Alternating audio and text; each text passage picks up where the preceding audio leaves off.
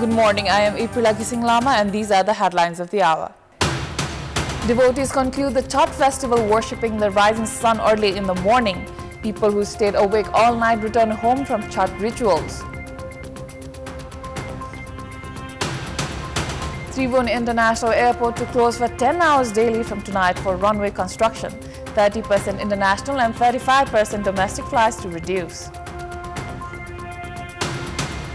President-elect Donald Trump says mass deportation of undocumented immigrants will be his first priority of his upcoming administration, while President Joe Biden vowed a peaceful and orderly transition. And Chelsea's biggest win in the Europa Conference League. Football club Noah of Armenia defeated by 8-0.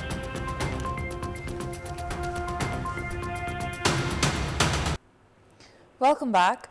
Chhath festival has concluded today as devotees worship the rising sun early in the morning. The 4-day-long Chhath festival was completed with rituals and offerings in reservoirs across the country, including Mohotari, Dhanusa, Sira, Saptari, Sunsari, Morang, Sarlai, Rautahar, Bara, Parsa, and more. Devotees thronged ponds, lakes, and rivers, celebrating this festival with the aim of family well-being, peace, and prosperity.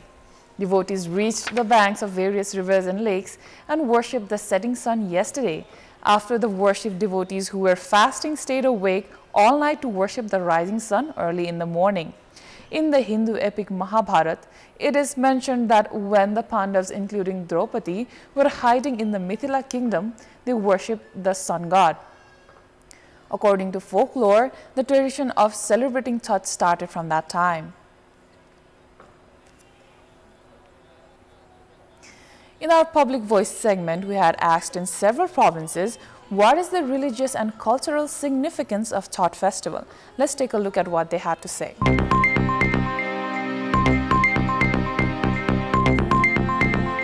बाल बच्चा सबके रक्षा करछ, धन सम्पत्ति आन्छ, बहुत अच्छा बा। छोरो राम्रो होस्, पति राम्रो होस्, आफ्नो दीर्घायु कामनाको गर्दै यो सम्झेर चाहिँ यो छठ पर्व मनाउँछ। धेरै रमाइलो लाग्छ, धेरै हामी पूजाको तयारी गर्छौं, त धेरै राम्रो लाग्छ। हाम्रो धन सम्पत्ति प्राप्त हुन्छ, परिवारलाई सुख शान्ति हुन्छ। सन र यो पानीको पूजा हो, यो धरतीको पूजा हो। सन भनेको तपाईको ताकत भयो, पावर भयो हैन, पावरको पूजा, शक्तिको पूजा हो यो। हाम्रो पुर्खाहरूले मनाएको हो यो छठ माताको खष्टिका देवीको यो व्रत हो। अनि सूर्य भगवानको बहिनी पनि मान्ने गरिन्छ, सूर्य देवको यो व्रत पनि हो। पहिलेदेखि हामीहरुको पूर्वजदेखि मनाइराखेको है। अनि यो चाहिँ मेन हाम्रो अब छोरा छोरीको लागि।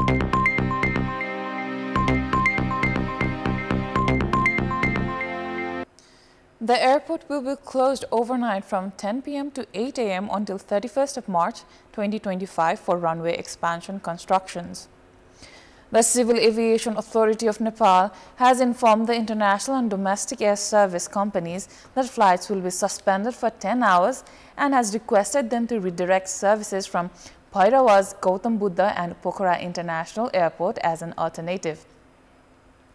As a result, there will be a 30% reduction in international flights and a 35% reduction in domestic flights arriving from Kathmandu during the airport's closure. Currently, the airport handles 100 international and 350 domestic flights daily.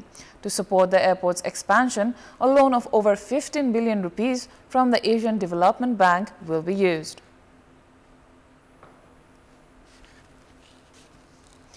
Five people were killed when a bus and a high-ace van collided in Bharatpur 29, 17 kilo under Narayangad Muglin Road section.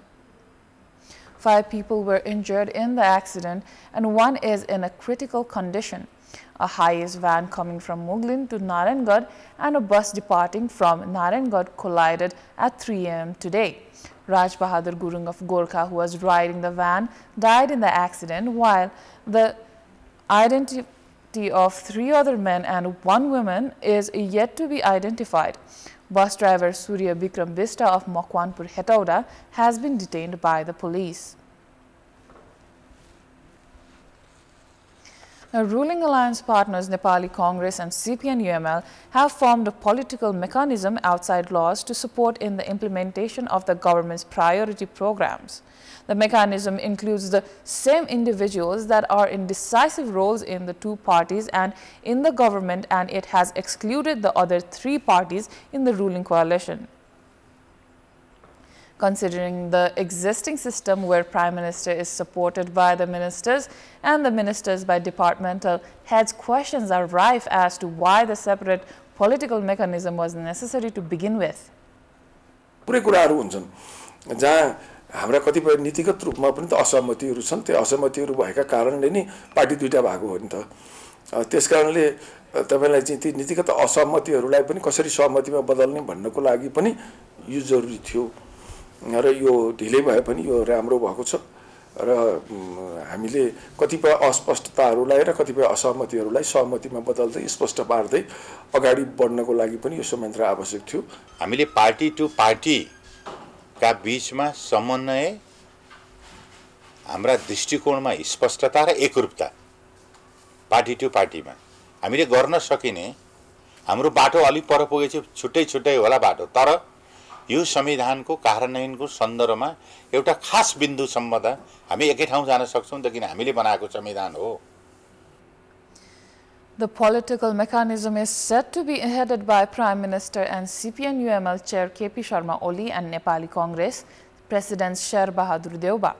None of its members are outside the two parties. It's also not under the provision of existing laws.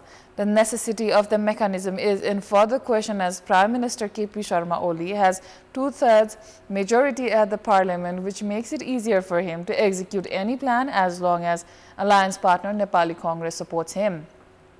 Experts opine mechanisms like these could be counterproductive.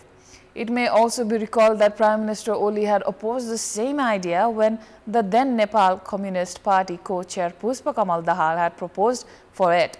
The Premier had also argued that such a mechanism had not been envisioned by the Constitution and it would only restrict his works. काम गर्न त्यति ठुलो सहजता पनि दिदैन। यसको सबभन्दा यसको message के हो भने उहाँहरूले आफ्नै सरकारलाई चाहिँ विश्वास नगरेको जस्तो देखिन्छ। एउटा पहिलो कारण। दोस्रो कारण चाहिँ संयन्त्र बनाइसकेपछि जुन किसिमको उहाँहरूले अपेक्षा गर्नुपर्छ त्यो अपेक्षा चाहिँ परिपूर्ति हुँदैन, किनभने यसले झन् किसिमको अब्स्टेकल चाहिँ क्रिएट गर्छ काम गर्नलाई परेको दिन। Meanwhile, questions have also been raised on why Minister for Foreign Affairs Arju Rana has been personally assigned for the responsibility for the preparations for Prime Minister Oli's China visit instead of the ministry. गर्ने खालका कुरा ती आफ्नो ठाउँमा हुन्छन्, गरिन्छ, तर समन्वय गर्ने र सहजीकरण गर्ने काम पनि छ। यसको भएको हुनाले त समन्वय र सहजीकरणको लागि त गर्न नपाउने कुरा त होइन नि। यो एउटा के बुझ्नु पर्यो भने यसले निर्देशन गर्ने होइन, सहजीकरण गर्ने हो, समन्वय गर्ने हो। Public Pulse, brought to you by Uniglobe SS and College, Kamladi, Kathmandu. Here's the question: why is the coalition government in need of two-party political mechanism? Your options are A, inability to work, B, for power share, or to implement the agreement.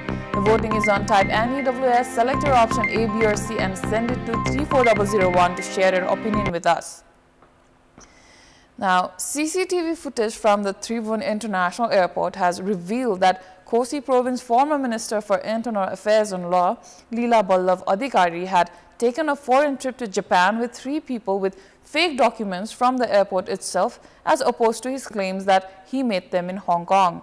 As Japan's immigration office returned all 4 of them over suspicions, there have been demands for an investigation on the former minister on charges of human trafficking.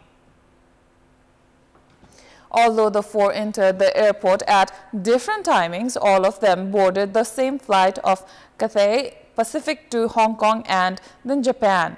An investigating officer has stated that the claim of the minister of having met rest of the people at Hong Kong airport is false. The 4 returned to the country on 30th of October after being kept at the immigration for 48 hours in Japan. Japan's immigration office has corresponded with Nepal's immigration regarding the reasons for sending them back, stating that their visit was not justified. The 4 had gone to Japan with 15 days visit visa. The minister claims to have traveled for Japan for a program, but given that he was returned back along with the 3 individuals, experts say an investigation from human trafficking angle is due. The police have arrested 3 others alleged of supporting and forging documents. The group have been suspected of being a part of human trafficking network in Japan. It is time for international news.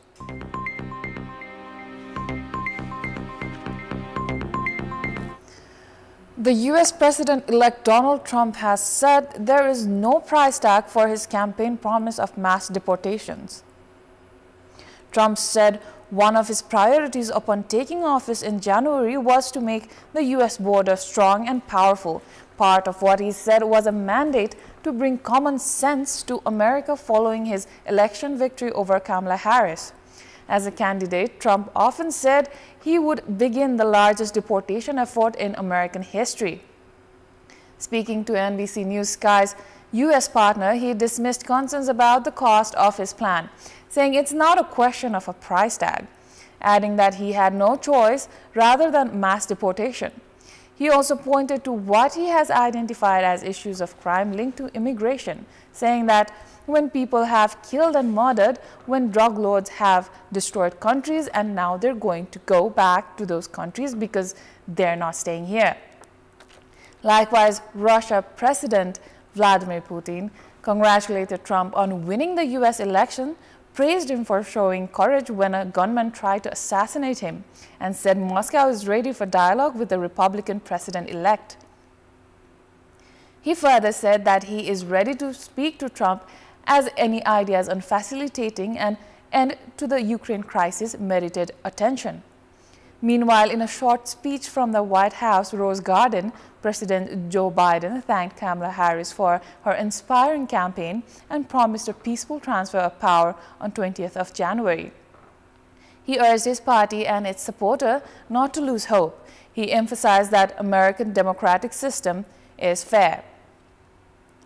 Now, Venezuelan migrants in Mexico City made a direct appeal to U.S. President-elect Donald Trump, asking for admission into the United States in hopes of a better life. These migrants currently residing in a makeshift camp north of Mexico's capital have expressed their desire for more lenient asylum policies that would grant them entry into the United States.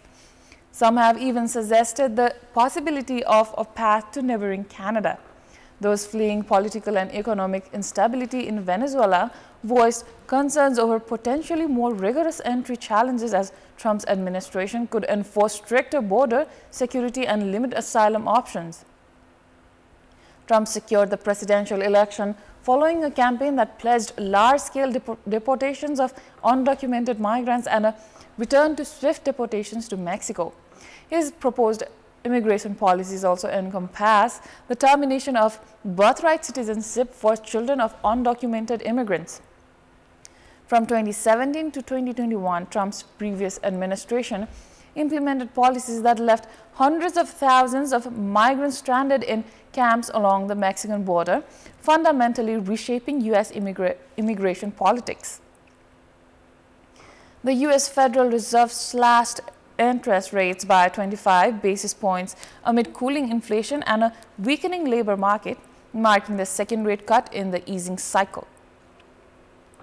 The central bank's policy setting body said in a statement that since earlier in the year, labor market conditions have generally eased and the unemployment rate has moved up but remains low. Inflation has made progress toward the committee's 2% objective but remains somewhat elevated, the Federal Open Market Committee. The statement further said that in support of its goals, the committee decided to lower the target range for the federal funds rate by 0.25 percentage point to 4.5% to 4.75%. The Fed's latest decision came after a weak employment report which showed that U.S. employees added only 12,000 jobs in October amid a cooling labor market. This slowdown was exacerbated by a strike and the impact of recent hurricanes. The latest report also revised down employment for August and September to a gain of 78,000 and a gain of 223,000 respectively. After its September 17th to 18th meeting, the central bank slashed the target range for the federal funds rate by 50 basis points, which marked the first rate cut in over 4 years and signaled the start of an easing cycle.